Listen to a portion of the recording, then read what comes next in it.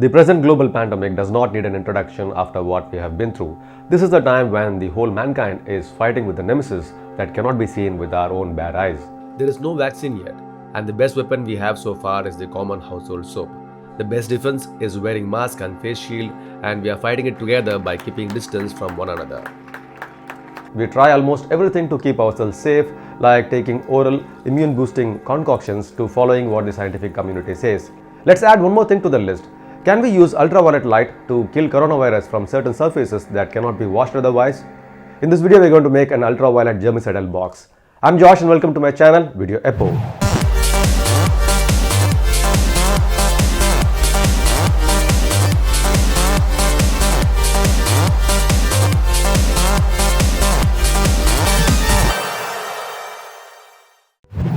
This is a really simple project and you don't even need to watch this complete video if you know the following few things. First one is to find yourself a box or make one, or any closed container that could accommodate a UV tube will do. That leads us to point number 2, which is to get yourself a UV light or a UV tube. In this case, it is going to be a 9-watt UV tube. I will get to the details of this light in a bit. Third one is to simply wire this UV tube and place it inside the box in such a way that light does not leak outside of the box. And whatever objects we place inside the box should get maximum exposure. In other words, the inner surface of the box needs to be lined with some kind of a reflective material. That's it. Now let's talk about the main component of this project, the ultraviolet light. Here, I've got a set of UV tube and the holder which has the power unit concealed inside it. There is no need of special electronic skills or even requirement of a battery. All we need to do is to plug this into a 220 volt power output. From my limited learning, I've come to know that there are 3 primary types of ultraviolet light. Ultraviolet A, ultraviolet B, and you guessed it, ultraviolet C. All of these lights have adverse effects on human skin, and that brings us to an important disclaimer and a warning. Of all the 3, ultraviolet C category is the most dangerous, and that is the light we are going to use in this project. It's quite simple. If it can kill the virus by attacking its DNA, the virus is mimicking our DNA and it is implanting its DNA into us. So if it can attack the DNA of the virus and kill it, it can affect our DNA as well. I believe you get the point. This light should never be exposed to the skin and it should never be looked at with naked eyes. Never. With that said, let me go and build my box. I have the resources to build a plywood box, but you can make it out of carton box if you need to. I'm making a plywood box, and when all of this pandemic is over, I will probably use this box as a tool chest. I'm being optimistic here. The dimensions of the box I'm making is 9 inches tall and 12 inches wide and 18 inches long. I'm not getting into the details of how to make this box because I've done that a lot of times before on my channel. The box is ready and the lid is placed on top. Now this lid has to be attached to the body and we are going to use a couple of hinges, and this is a mistake that I do in a lot of my woodworking projects, so I thought I should share this with you. This is a very normal and a common hinge found in the hardware stores, and this hinge opens on one side to about 270 degrees, on the other side it opens to only 90 degrees. It will really depend on how you want to attach the hinge to your project based on your requirement.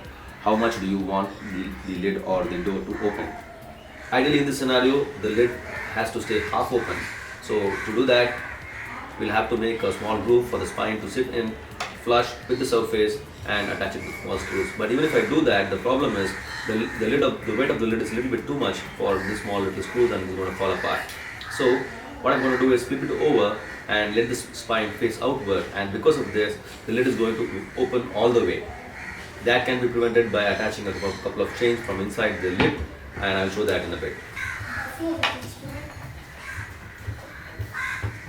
Although the opening mechanism can be made using struts or even achieved with plenty of woodworking methods, I am keeping it really simple. A couple of tiny hooks and a small chain can help us reach the goal.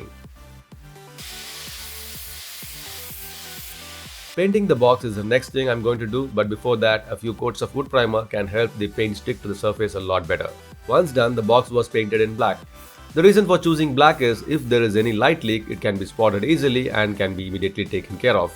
Once the box was completed, I thought it would be easier to carry the box around if I could put some handles on it.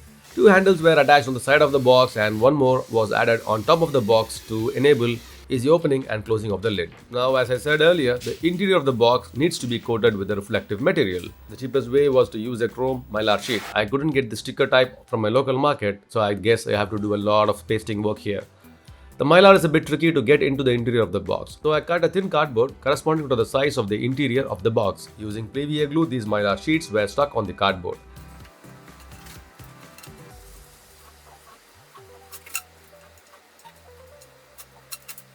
Then this cardboard was pasted on the interior of the box with the reflective surface facing outwards.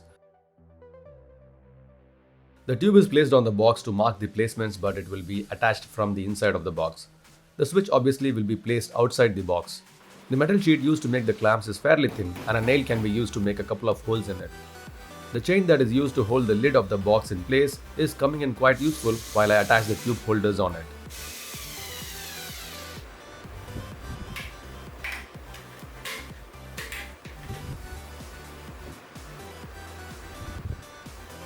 Once the tubes were attached from the inside, a hole was made to accommodate the switch. Then, another hole was made to thread the power cord and make the electrical connections.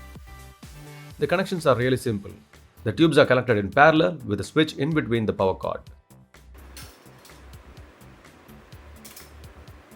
That's it.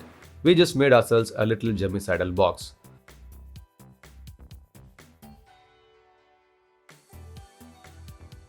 All you have to do now is to place our wallets, phones, masks, keychains or anything that we want the surface to be disinfected and cannot wash otherwise. Connect it to a 220 volt power line, press the switch for a minute or so and the contents get disinfected. The reason for using a press switch is I will have to let go of the switch if I have to open the box, and this way I will not accidentally open the box when the light is on and expose myself to the light.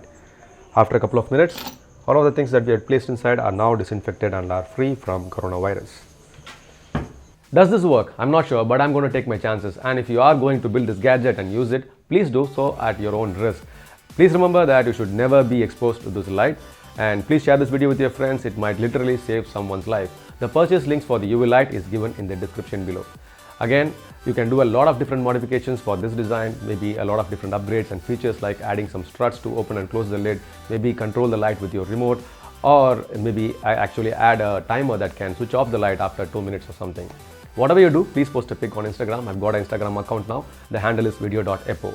I will see you soon. Please don't forget to subscribe to my channel and stay healthy, stay safe. I'll see you soon. Bye-bye.